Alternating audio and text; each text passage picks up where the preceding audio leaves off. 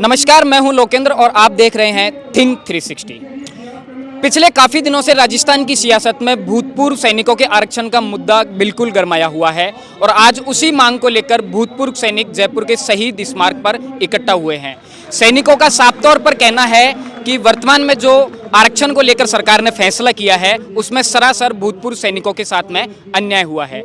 हमारे साथ में कुछ भूतपूर्व सैनिक हैं जो इस पूरे मामले पर हमारे साथ बातचीत करेंगे। सर, क्या नाम है आपका?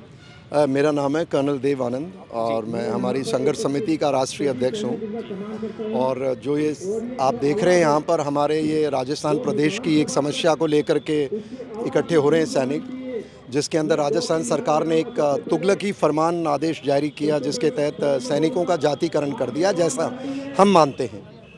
और सैनिकों को ये जो आरक्षण का नाम दे रहे हैं, आरक्षण नहीं था, हमारे लिए पुनर्वास की योजना थी जो भारत में आरक्षण की व्यवस्था से बहुत पहले ही ये आ गई थी।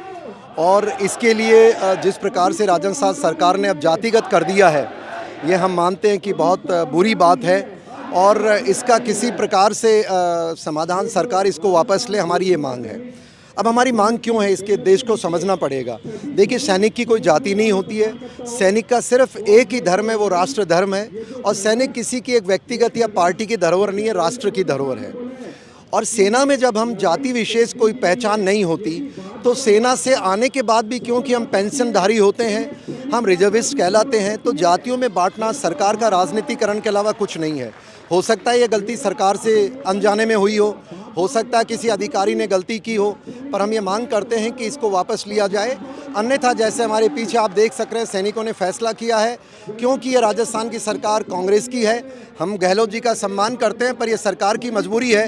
राजस्थान सरकार, राहुल गांधी जी एक तरफ भारत जोड़ने की बात करते हैं और यहाँ सैनिकों को तोड़ा जा रहा है, इसलिए हम उनकी यात्रा का भी विरोध करेंगे। और मेरे ना विरोध करने से, हाँ भरने से नहीं होगा, ये मांग आपको वापस लेनी पड़ेगी, तभी हमारे सैनिक शांत होंगे।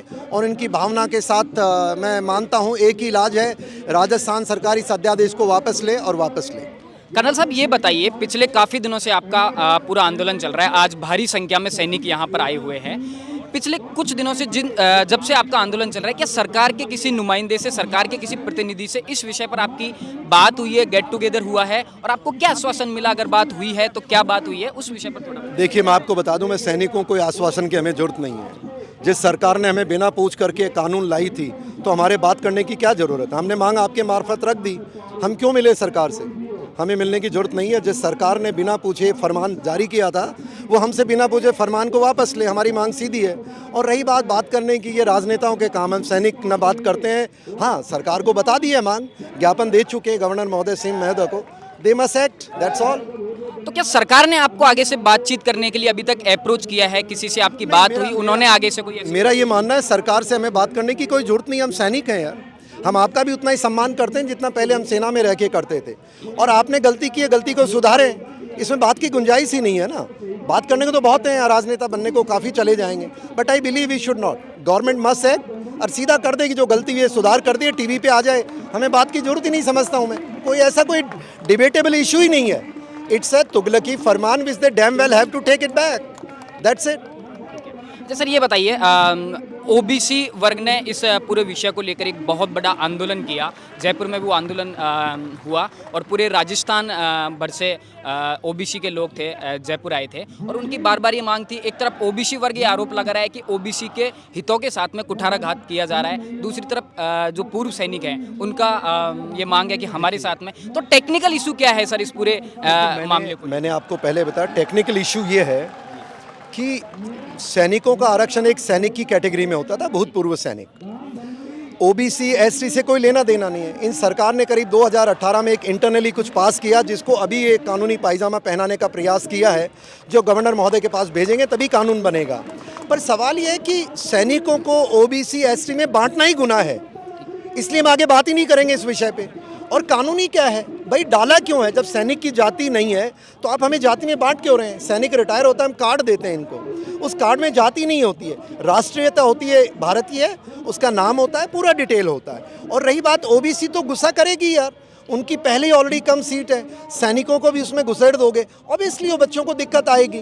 तो जो पहले व्यवस्था थी 2018 पहले, वो स्थापित करे, वो हमारी मांग है और कुछ नहीं। अच्छा सर, ये बताइए, आप यहाँ जयपुर अपनी मांगों को लेकर आए हैं, लेकिन राहुल गांधी की भारत जोड़ो यात्रा झालावाड़ से कल एंट्री कर चुकी है, तो सरकार तो पूरी वहाँ है, आप यहाँ कहने किससे हैं? नहीं, सरकार ऐसा नहीं एक जगह में बैठती है।